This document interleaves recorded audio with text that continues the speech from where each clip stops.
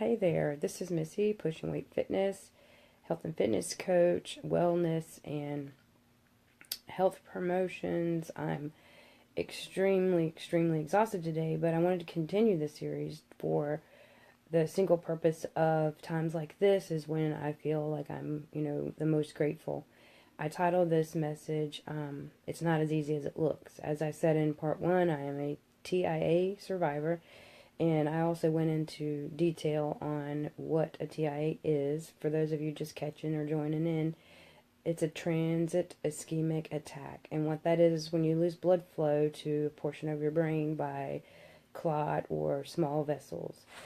So let me just go by saying that today I went to the doctor for a check, and I do indeed have the flu. So I wasn't really wanting to do a video because of that, but I feel like it's more important now than ever, because times like this is when I'm feeling kind of lousy, but I realize how grateful I am to even be here, because sometimes TIAs are also precursors to larger strokes, or what they would say is the big one.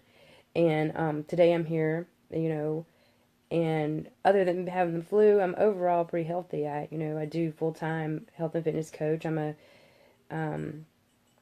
personal trainer student, as well as a full-time community-based health professional. So, and a mom of five. So, I mean, I'm a survivor. I mean, it's not as easy as it looks, and that's the title of this message. And the reason for that is because some of the series I'm going to be going into more of my journey as far as the morning of, what happened and stuff. So stick around. But anyways, it's not as easy as it looks, because since my TIA, my immune system has been severely compromised, and I seem to catch everything on a whim. Like I said, I'm a mom of five. They go to school, they come home, they give me, their illness, and no matter how much vitamin C I take, and no matter how much I exercise, or how many, superfoods that I, ingest, it still doesn't always, help with that. So, the reason I wanted to talk about it's not as easy as it looks is because obviously here I am. But also, I struggle from day to day with words. They say the effects of a TIA isn't long term, but depending on what part of the brain that it affects, there is some underlying issues that can occur. Friends of mine that's had this have still, speech problems. They're afraid of crowds because of it. Mine was more my vision, because I mentioned I had glasses, and then this eye here is really lazy at times. It's mostly when I'm exhausted.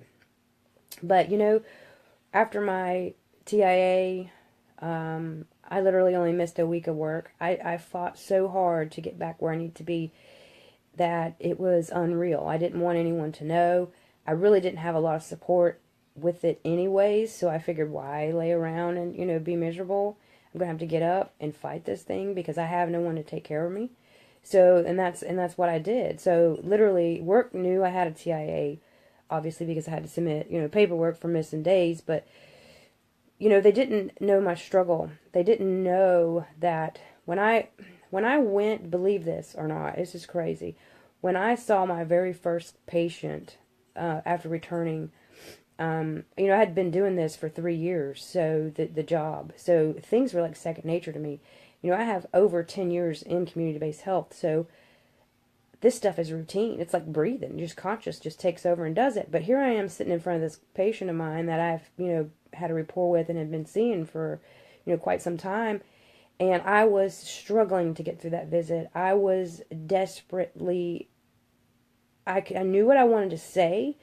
It was in my mind, but I couldn't get it out of my mouth. So my speech was so compromised. My thought process, the part of the brain that, was affected, was exactly that. And, I didn't say anything to the client. She never knew that I had, was out or anything like that. But I had been seeing her for a couple years. And then whenever when we were done with the visit, I looked at her and I thanked her, graciously for,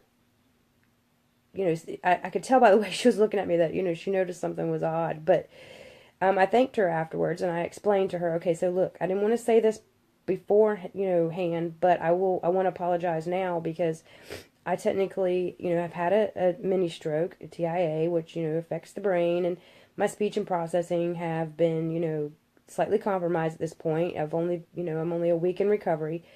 And she says, Miss Julie, I thought you were on something, she said, I knew you better than that, but, I told her, I was like, I totally could tell by the way you were looking at me that you thought, that something was going on.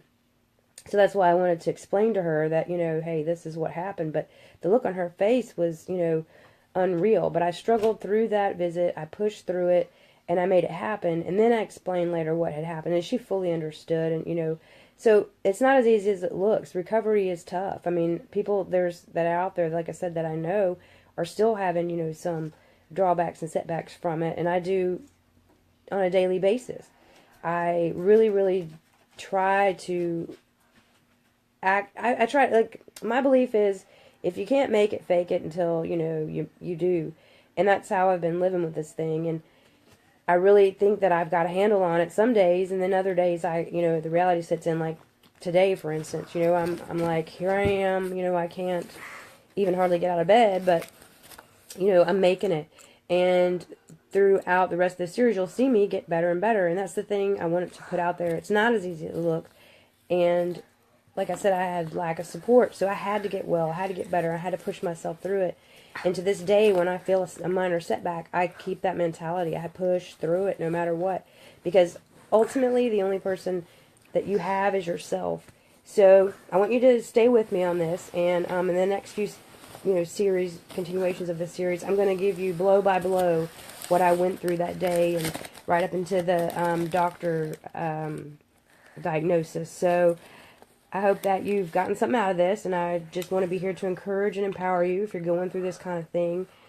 Definitely don't let it get you down.